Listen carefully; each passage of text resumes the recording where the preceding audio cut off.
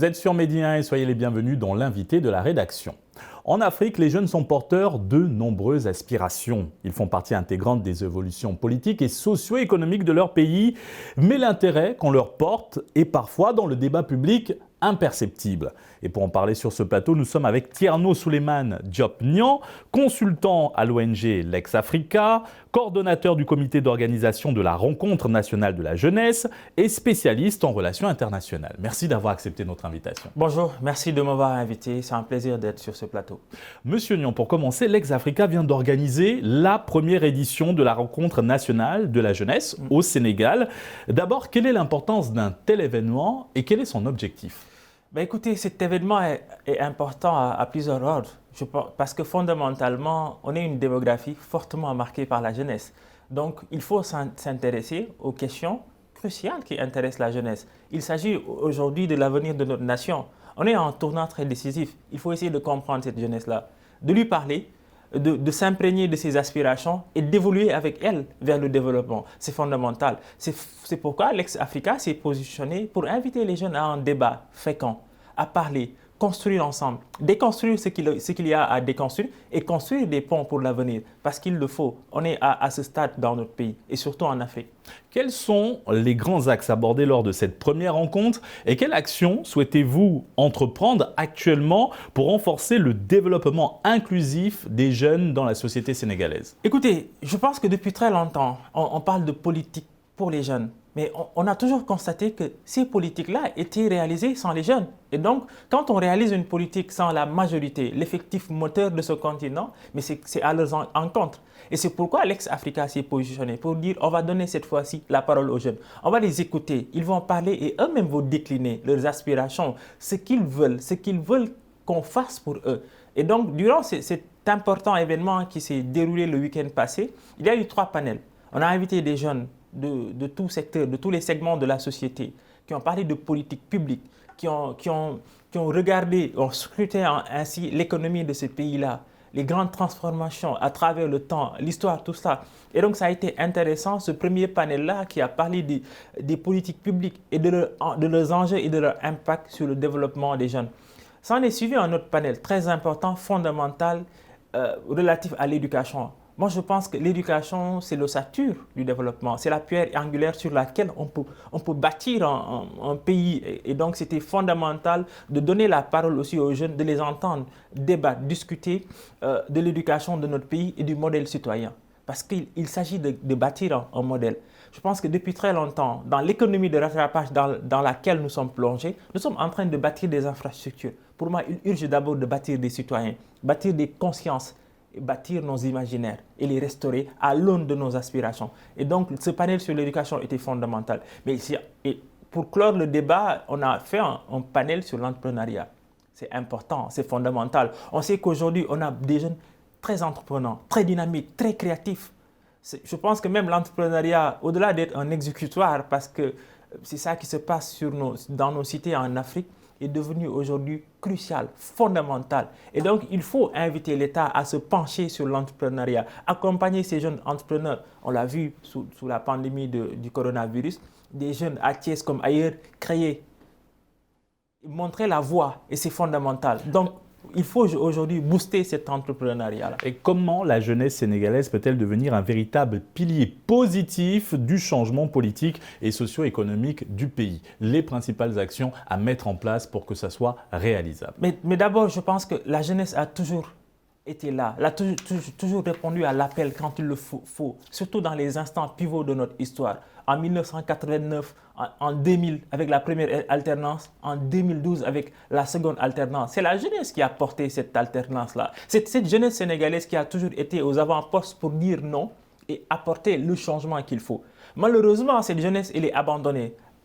Et donc, malheureusement, ces instants de célébration électorale auxquels on convie les jeunes, très vite, on les oublie, on passe à autre chose. Et c'est ça le drame. C'est pourquoi je pense que vous avez bien utilisé un mot, le pilier.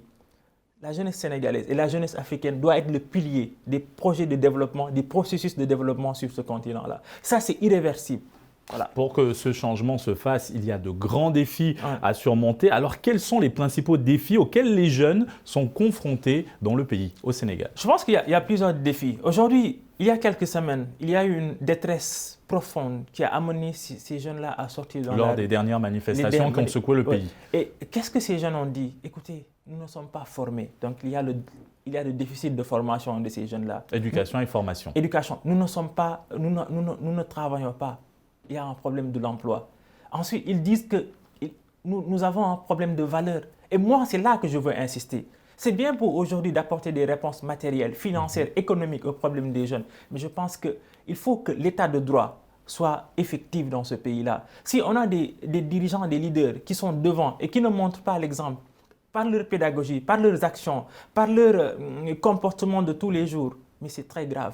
Aujourd'hui, on a des scandales à foison dans ce pays-là et même partout sur ce continent-là. Mais ça, ce n'est pas encadrer une jeunesse. Pour encadrer une jeunesse, il faut lui montrer de bons exemples, de belles attitudes lorsqu'on est aux affaires. Je pense que ça, c'est le chantier fondamental. Il leur faut des modèles, des références. Intéressons-nous à présent à l'employabilité des jeunes.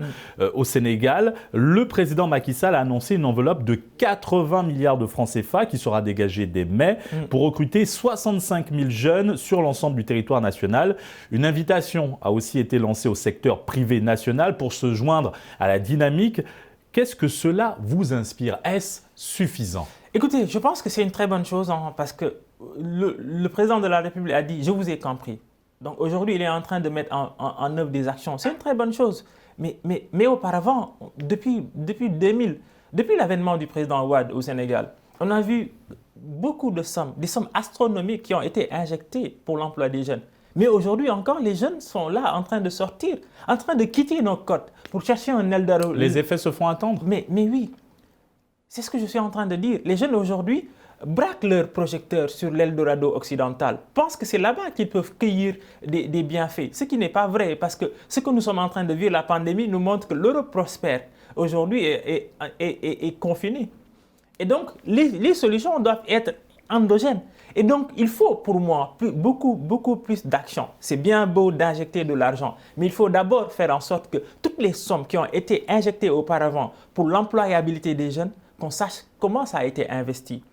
Il faut que ces responsables-là, sur plusieurs années, nous disent qu'est-ce qu'ils ont fait avec ces sommes-là. Il faut un diagnostic profond de toute la chaîne de valeur. Il faut en plus, pour moi, aller faire en sorte que les solutions soient communautaires. Il faut faire en sorte d'avoir une cartographie de l'employabilité des jeunes.